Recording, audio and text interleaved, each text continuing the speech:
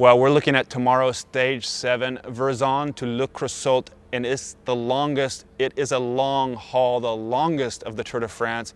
This should be a monument, 249 kilometers.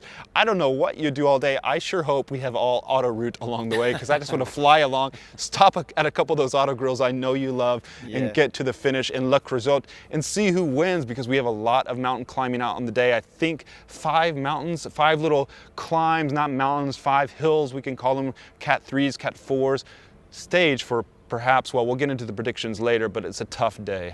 Yeah, it's a tough day, 250 kilometers from west to east, and we are leaving the flat region of the Loira to go into the pre-Alps. We are entering the region of Bourgogne, and we will start to see some mountains, but for tomorrow, the first 150K are relatively flat, so it's going to be a kind of easy ride at the beginning. There will be an intermediate sprint after 115 kilometers, some more points for the green jersey, but then the fun begins. There will be 5 climbs before the finish line. Yeah, this is getting serious now. This is one of those long hauls. I sure hope we have time for a coffee along the way, as I mentioned before, maybe a little nap. I don't care, but it's going to be a day of racing out there, and 8 kilometers to go. They top that last climb, downhill to the finish, and it's just going to be all-out racing. And we have good weather back on tap. The gods are just pleased with us and giving us sunshine, giving us a partly cloudy day, 20 to 22 degrees Celsius. You're going to have to do the conversions to Fahrenheit, because I've been in Europe for way too long. But it's going to be a nice day out on tap. We should also mention that on the second last climb of the day, there will be some time bonuses, so that maybe the GC riders will be more incentivized to attack. There will be 8 seconds for the first 5 and 2 seconds. So maybe we'll see something happening also for the yellow jersey. And we saw that play out in Mur de Bretagne stage, where we saw none other than Mathieu van der Poel, who's now still in the yellow, go out for that final penultimate climb. Only 8 seconds yes. From Pogacar. That's going to liven up the race, and we're heading out of Loire. I'm going to get the wine tonight before we get out of here. As More usual. wine to come in the next region, but let's get into the predictions. Well, it's going to be the perfect day for the breakaway. 7 hours in the saddle tomorrow at least. So there will be a big group trying to leave the peloton from kilometer 0, and probably most of the teams will be represented into this breakaway.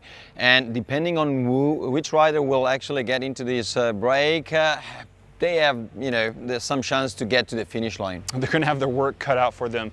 I'm going to go for guys, breakaway artists, like a Thomas de Gent. He's going to be hungry, and Lotto Soudal's hungry to do a stage victory in this race because they lost Caleb Ewan. Greg Van Avermaet might hit out again, and we got guys like Hugo Houle, who Canadian, who really is a strong rider. When we get to stages like this, we could look at him to do something.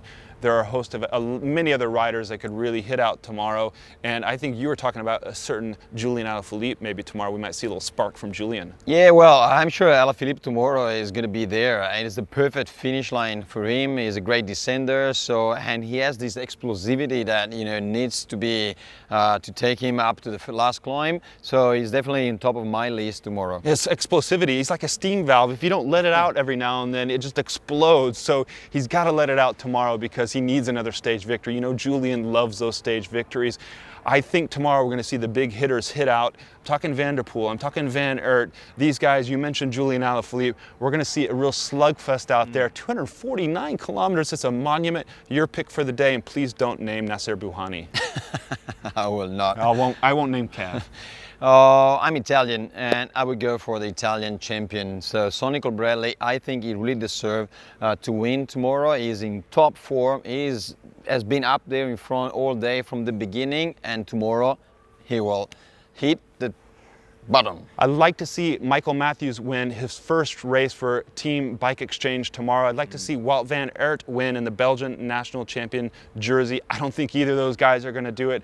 Mathieu van der Poel in yellow for the stage victory. Why not? The guy is so strong. He is a stud out there on the bike. Watch him tomorrow win the stage victory. You don't agree? Well, anyway, it doesn't matter. I was right yesterday. I'll probably be right again tomorrow. Tune in tomorrow, stage 7. This is the Tour de France, the greatest bike race in the world, and we're enjoying it. Enjoy it with us.